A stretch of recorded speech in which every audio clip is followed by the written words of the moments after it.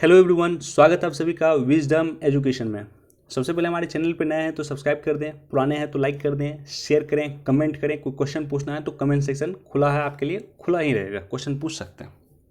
तो आज का जो टॉपिक है काफ़ी सिंपल टॉपिक है कि how to attempt UPSC prelims paper.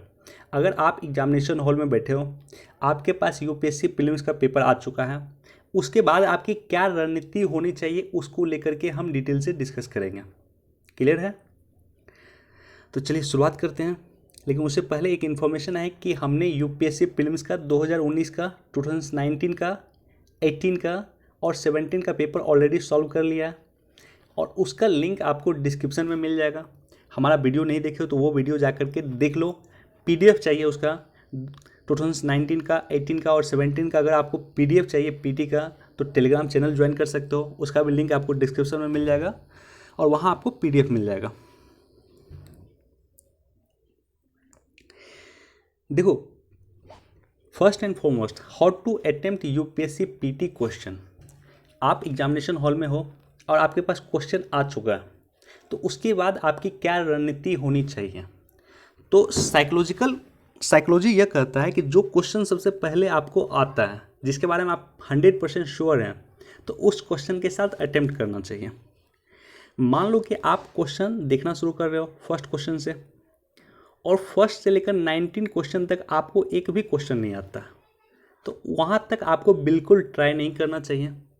और 20 क्वेश्चन जो है, 20 नंबर का जो क्वेश्चन है वो आपको बिल्कुल 100% श्योर हो आप कि ये आपको 100% आता है, तो उसी क्वेश्चन से आपकी रणनीति शुरू होनी चाहिए, वहीं से आप शुरू करो बनाना। ठीक है, तो फर्स्ट एंड फॉरमोस्ट जो क्वेश्चन आता है, जो पहला क्वेश्चन आपका होना चाहिए, जो आपका 100% श्योर हो, जिस पे आपको 100% बिलीव हो, विश्वास हो, उस क्वेश्चन से आपकी शुरुआत करनी चाहिए। दूसरा क्या है कि हाउ टू यूज ट्रिक्स। एक बार तो आप क्वेश्चन अटेम्प्ट कर लो, जो क्वेश्चन आपको आता है 100% श्योर हो उस क्वेश्चन को आप बना लो, और उसके बाद ट्रिक्स काम आता है।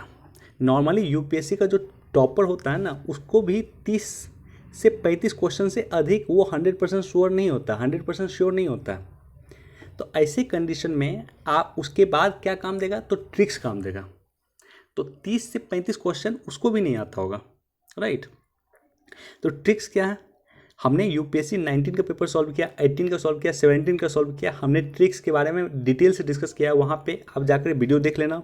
लेकिन थोड़ा सा मैं बताता हूँ कि जैसे साइंस एंड टेक का क्वेश्चन है, जैसे मान लो आर्टिफिशियल इंटेलिजेंस का अगर एप्लीकेशन है, तो आर्टिफिशियल इंटेलिजेंस का इतना एप्लीकेशन हो सकता है जिसका आप सोच भी नहीं सकते, जिसका हम सोच भी नहीं सकते हैं।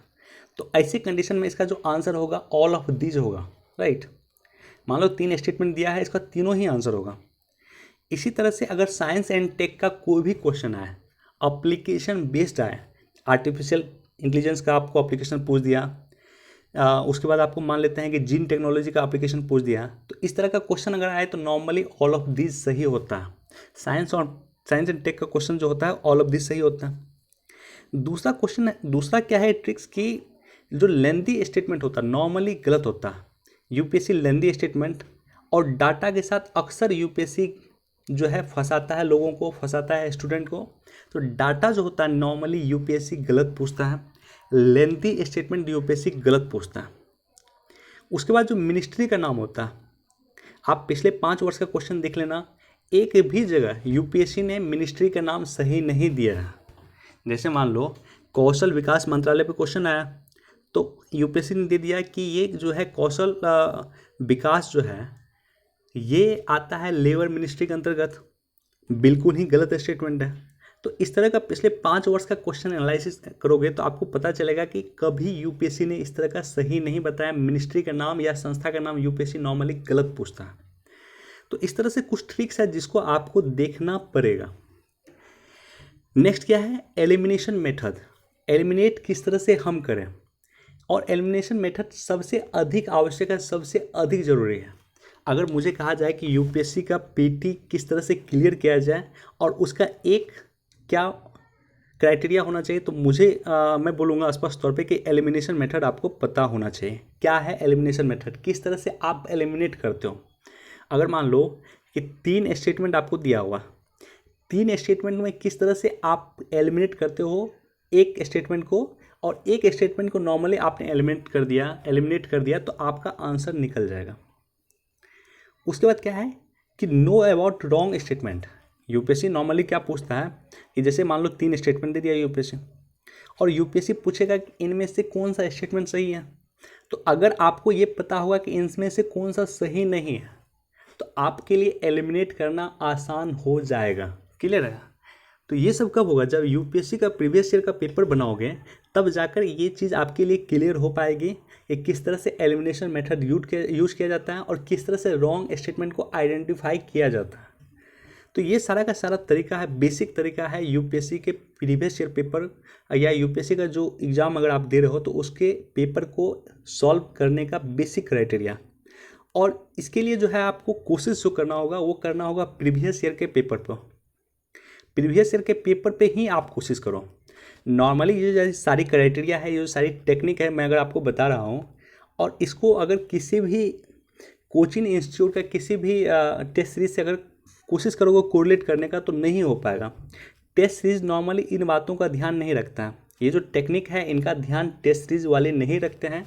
और यूपीएससी का प्रीवियस ईयर का पेपर अगर आप देखोगे तो यूपीएससी जो सेटर होते हैं, जो एग्जामिनेशन क्वेश्चन सेट करते हैं, वो इन सारी बातों का ध्यान बिल्कुल रखते हैं। तो इस तरह से मुझे उम्मीद है कि बेसिक आपको थोड़ा सा आइडिया हो गया होगा कि यूपीएससी का प्रीवियस ईयर का पेपर या यूपीएससी प्रीलिम्स का पेपर किस तरह से हम सॉल्व करने की कोशिश करें। इसके अलावा जो मेरा सीरीज़ है, इस सीरीज़ में हम 2019 से लेकर 13 तक के पेपर को सॉल्व करेंगे। और वो सीरीज़ आप देख लेना, और उस सीरीज़ में कुछ ट्रिक्स हमने कुछ जगह बताए हैं, उसको जा कर के लिख लेना। और उस सीरीज़ का जो ट्रिक्स है उसको यूज करना निश्चित तौर पे आसान हो जाएगा यूपीएससी के प्रीलिम्स को पेपर का सॉल्व करना आपके लिए। क्लियर है? तो चलिए, वीडियो अगर अच्छा लगा हो तो लाइक कर दें, और अपने दोस्तों के साथ जो यूपीएससी दे रहे हैं उसके साथ शेयर कर दें और सब्सक्राइब कर दें। बहुत बहुत धन्यवाद।